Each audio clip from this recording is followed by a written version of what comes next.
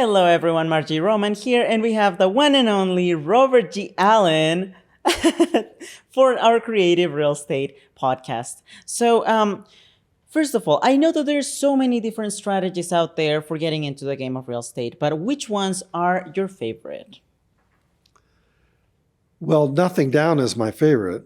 That means that the seller has an equity. The seller is willing to walk away, receiving nothing down from you. You give them no down payment. You set up a monthly payment that starts 30 days from the day you buy it, and you buy that property using none of your own money, none of your own credit. That is highly, highly unlikely. And maybe 1 in 1,000 sellers would take a deal like that. And this is what most people think nothing down means. That the seller takes nothing and you walk in with no cash, no credit. That is not what nothing down really means. Nothing down means it's none of your own money, maybe none of your own credit or cash flow or whatever. Even you might not even be listed as one of the owners. Maybe you brought the property and that your partner ended up qualifying for everything and just verbally gave you an ownership position that you recorded after the sale was done. So now that's the first answer. The second answer is, I don't know what the best technique is until I've talked to the seller. Because what creative financing is, Mr. Seller, tell me your problem. How can I solve your problem without the use of my cash? There are 50 nothing down techniques on the piano. When he or she tells me her problem, I get to decide which of the techniques I use.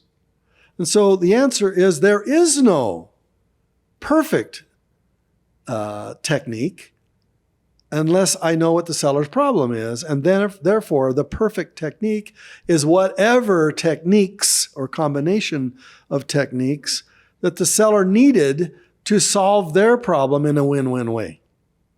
So that's the narrow answer and that's the broad answer.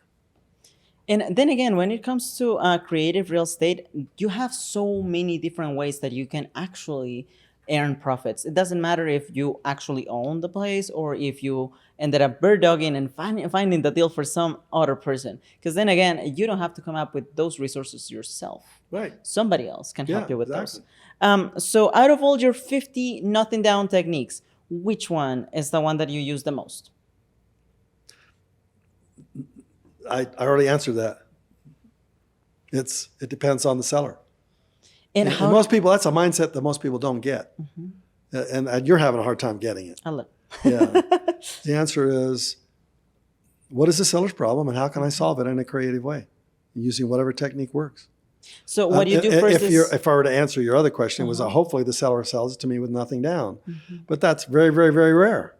So I ought to use other kinds of techniques to solve everybody's problems. So no, there isn't a special one. There isn't a unique one. No. Because what you do is that you pretty much talk to the seller himself and ask for as much information as you can so you can tailor it to the strategies that you've got. And it's almost a negotiation. Would you take this? No. Well, how about that? Would you take that? So you know what their problem is and you're throwing out different solutions to them. How about this? Would you take that one? Now, as a beginner, you may be a little intimidated by what I'm teaching you here. Because you might say, well, I have no clue what a seller needs and how do I solve their problems. I mean, Robert, you've been doing this for 50 years. So for me, I'm just a beginner. I'm in this 5 minutes. So what does the buyer, what does the investor do? It's the same process. It's find as much information as you can to solve the seller's problem. And at first, you're not going to know the many different options. I would tell you to watch the creative financing real estate techniques that I've been teaching in these podcasts. Watch the ones where I go deeper into creative real estate, so you can learn how to think these creative solutions that most people have never even thought of before. Remember, most real estate people are in the retail game, and that 95% of the sales are retail oriented. They are a real estate agent handling a seller of a property who needs another house to take the money and invest in or to live in, and a buyer of a property who wants to live in that house. That's not us. We need to want to rent that house, right? So most realtors will not dig deeper for you. Just have the mindset, I need to know the seller's problem and tell me why that seller needs to sell. And if the realtor won't answer that question for you, then say, well, I'd like to talk to the seller myself. And if they won't let you do it, then you write a crazy lowball offer.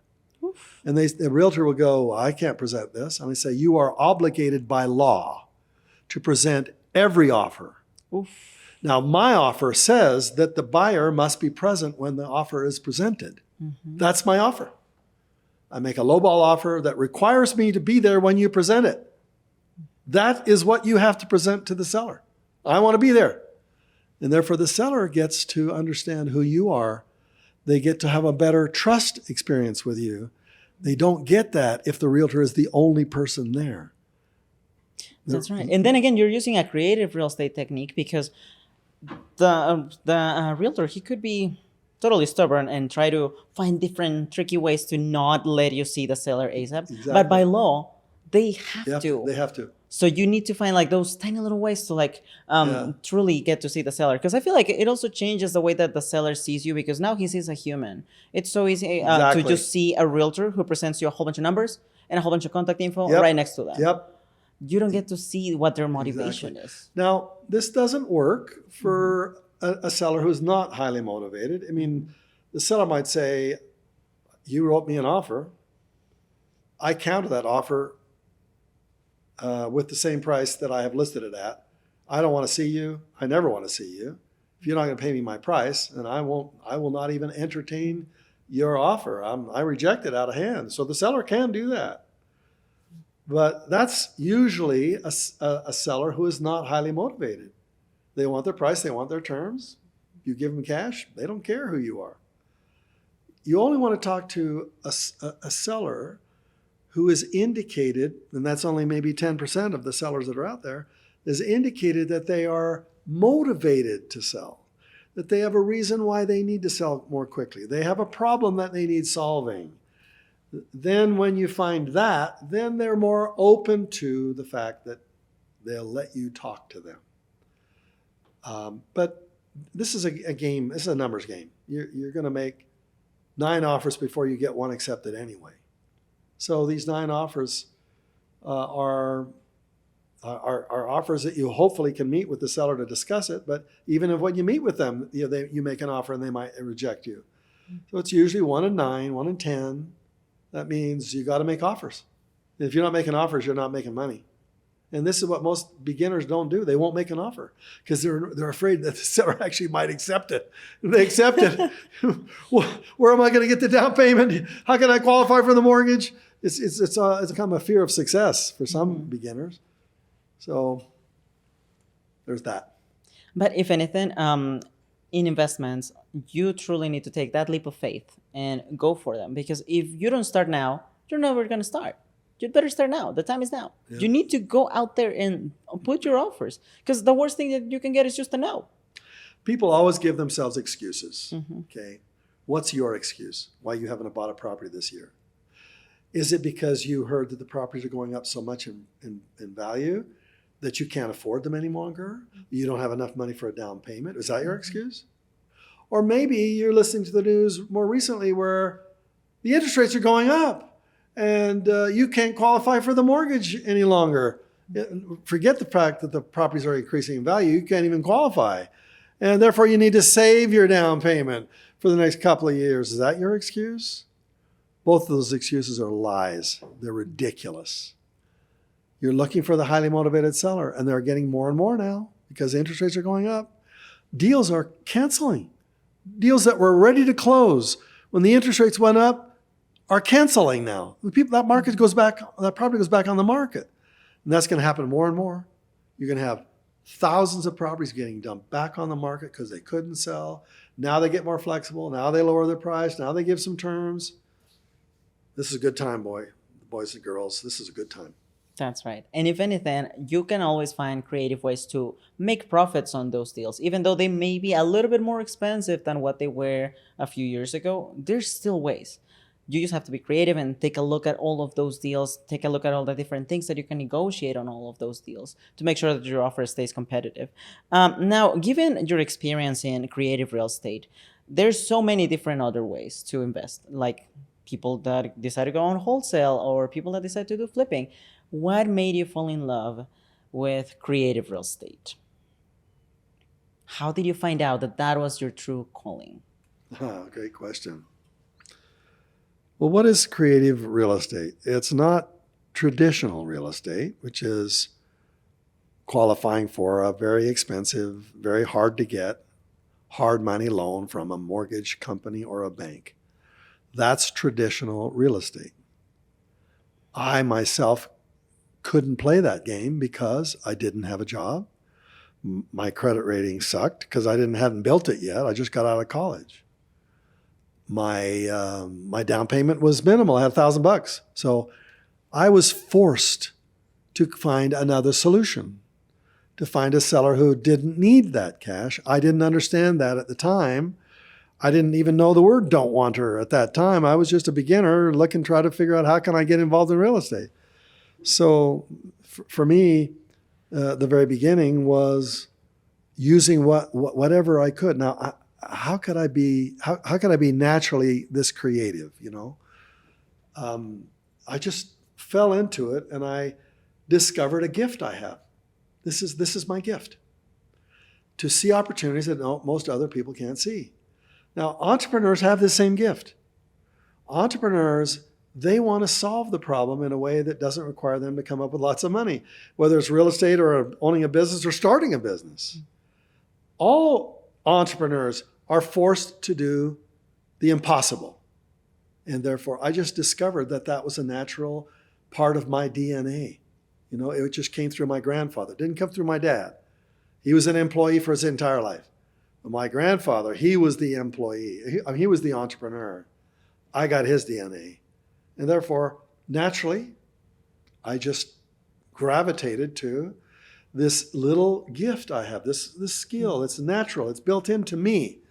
And what I'm trying to teach other people is how to think this way, which is natural to me, may not be natural to you. It might be something you never even considered before. I'm just asking you to open up the possibility that some of the techniques I'm talking about here could be used by you in a creative way. So that's what creating wealth is all about. That's right. Especially they have 50 nothing down techniques.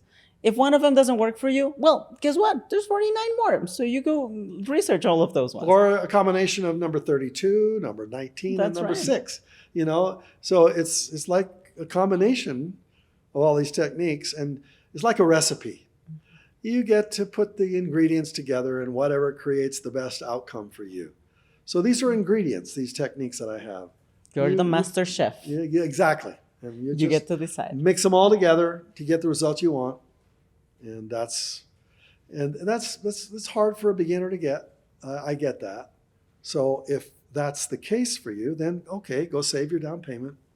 Go wait 5 years until property values have doubled. Then go try to find a property to buy.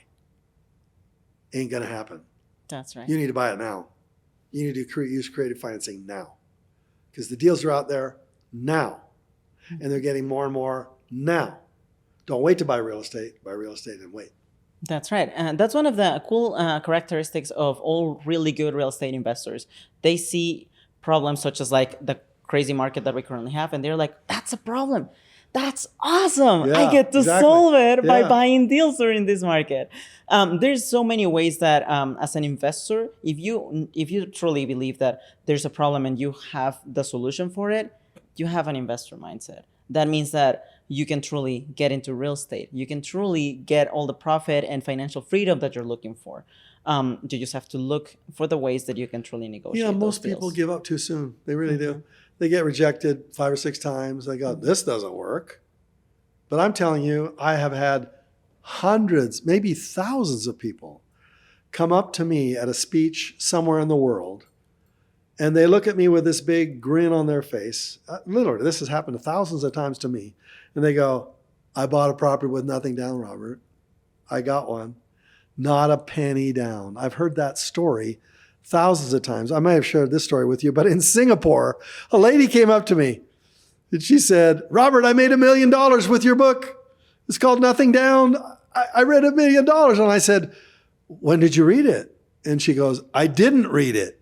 I just read the title. And the title said Nothing Down. And I thought, I'd like to do it that way. And so she started looking, having never read the book.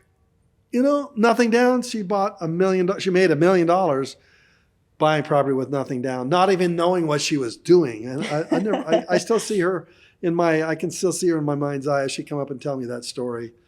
And I've had literally thousands of people like that. So don't you tell me that you can't buy a property with nothing down. Don't let the realtor tell you that. Don't let the banker tell you that. Don't let your cousin tell you that. Don't let failure tell you that. Exactly. Is it easy to find one? No, of course not. And that's why you get rejected 7, 8, 10 times before somebody finally goes, yeah, that would solve my problem. Mm-hmm. Let's do it. Let's do it now because I need to get rid of this. So rejection is a part of the game, and so just play the game. That's right. That actually reminded me of a quote from Michael Jordan, who mentioned that he missed 9,000 shots in his career. Yeah. But that is what made him successful. So for all of those out there, go out there, start investing into real estate. It doesn't matter if you fail a couple of times. That's okay, because that's going to set you on the path to success. Then again, thank you so much to our audience. And thank you so much, Robert, for being with us today. We're going to see you on the next episode. Bye-bye.